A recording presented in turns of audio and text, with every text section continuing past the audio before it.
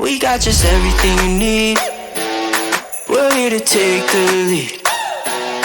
It's not like anything you've seen. Hey guys, Brandon, author of the book BoundinLies, The Biblical Case Against Slavery. For those of you who don't know, BoundinLies is a resource that was written to kind of help people navigate and walk through one of the most challenging and controversial subjects in the Old Testament, biblical slavery. When people read about biblical slavery, a lot of questions start to come up in their mind. Some people start to question their faith.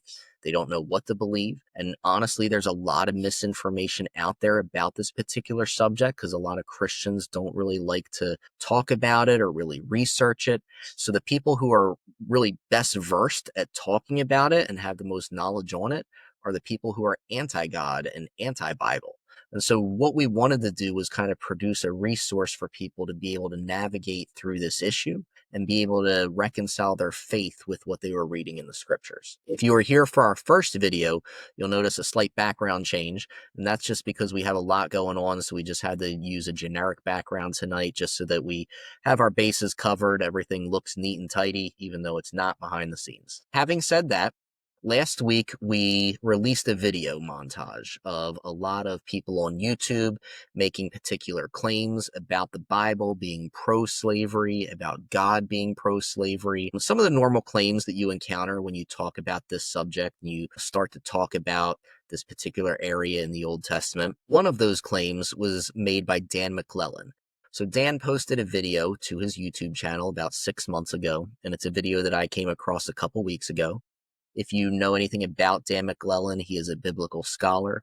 He's a very big and avid fan of Marvel and X-Men, as am I. So we do have that in common, and I do respect him greatly for that. But I do think that that's where most of our agreement stops. In the video that Dan posted, he cited a lot of information. He used a lot of evidence that he claimed proved that the Bible was pro-slavery. And so when I was listening to it, I wasn't really convinced with some of the evidence that he was citing. And so I decided to do a little bit of research on it, go back and look at it. When I was writing the book, I did a lot of research on this particular section, but a lot of it was a little hazy because it's been a little while and I've been reading other books and studying other topics. So I wanted to go back and just kind of refresh myself. And what I found was that a lot of the information that Dan was citing as evidence was factually wrong. It wasn't just incorrect, it was dead wrong. And so that's really what we want to address. And so what I'm going to do is I'm going to play a clip from Dan so that you can hear his own words. I don't want to take words out of his mouth. I want you to hear what he actually had to say, the evidence that he actually produced. And then we're going to talk about it. We're going to address it. We're going to look at it. We're going to see if his claim can hold up under its own weight, or if once we start questioning it or introducing other pieces of evidence, if it crumbles under its own weight. That's one thing we really strive to do in the book overall, is to kind of take the claims one by one that are made from people who say that the Bible is very pro-slavery. We hold them up in a courtroom atmosphere. We introduce evidence. We introduce counter viewpoints, and we see if those claims can stand on their own merit, or if once they start being questioned or looked at or interrogated, if they fall apart and crumble. So without any further ado, let's take a look at Dan's clip, and then we'll go from there.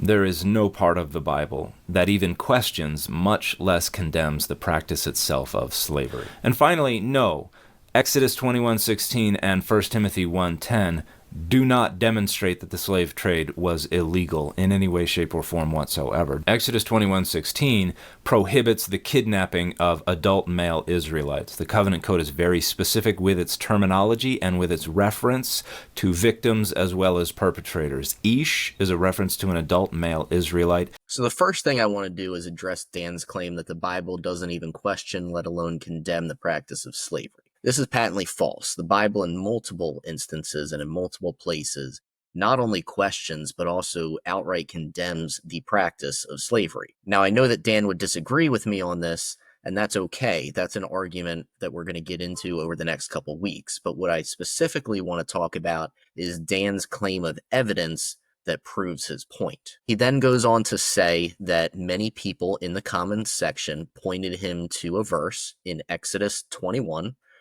verse 16, which specifically says, "Whosoever steals a man and sells him and anyone found in possession of him shall be put to death. This verse not only addresses the seriousness of the crime of slavery, of kidnapping somebody and selling them into slavery, it also addresses the seriousness of having that person in your possession, such as being a buyer. So it didn't matter that you weren't the one who actually kidnapped the person. If you were the one who purchased their services and it wasn't voluntary and it was against their will, then you were also guilty of capital punishment. Dan then goes on to assert that the verse in question only specifically refers to an Israelite man.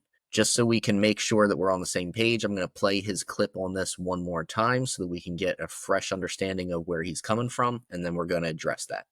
And finally, no, Exodus 21:16 and 1 Timothy 1:10 do not demonstrate that the slave trade was illegal in any way, shape, or form whatsoever. Exodus 21:16 prohibits the kidnapping of adult male Israelites. The covenant code is very specific with its terminology and with its reference to victims as well as perpetrators. Ish is a reference to an adult male Israelite. You want to take a guess at how many times that word actually refers to an Israelite man? It would be 3, meaning that that word is only used to describe an Israelite man less than 0.001% of the time, which also means that 99.999% of the time, it is not referencing an Israelite man. So if we look at the usage of the Hebrew word ish, it means man, male, husband, human being, servant, mankind, or whosoever. The actual definition of the word is a man as an individual or a male person, expressed in translation, also another or any man. So in short, we have a word that's used over 2,100 times in the Old Testament, only 3 times with an Israelite qualifier, meaning over 2,100 times it is used to describe a man who may not even be an Israelite. The 3 instances where it is used is Leviticus 24:10, Judges 7:2, and 2 Samuel 17:25. But there are, however, multiple references in the Bible to where the word is used to specifically describe a man that is not an Israelite. We can look at Genesis 2:23, Genesis 19:4, Exodus 4:19, or Exodus 7:12. And those by no means are an exhaustive list. So the issue is that when you make a claim, and then you provide evidence saying the reason my claim is true is because of this evidence that supports it, and then you find out that the evidence is incorrect or patently false, then it then makes your claim false, or at the very least brings it into question. The question now becomes, if we do have a verse in the Bible that is not expressly limited to an Israelite Hebrew, and it's actually talking about any individual of any nationality, then what are the implications moving forward?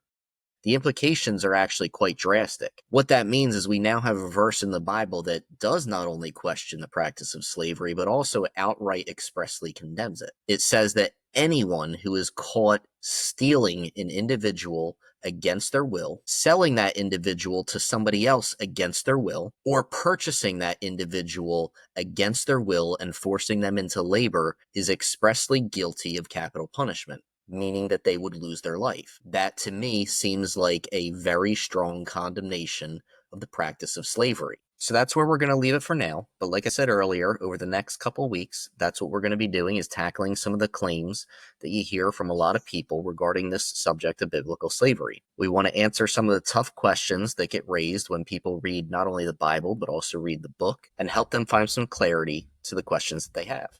Please feel free to visit us at our website, www.BoundinLies.com, where you can access our weekly blog, find some additional resources, and also recently access our merchandise shop. And lastly, the most important thing, if you found this video helpful, please do not forget to like, subscribe, and share this video. It really helps us get out as much as we can so that we can help other people find truth in their questions, and we really appreciate all your support. Until our next video, have a great weekend. And Dan, if you ever do watch or see this video, then from one Marvel fan to another, this one's for you. Captain America. We got just everything you need. We're here to take the lead. It's not like anything you've seen. Yeah, you best believe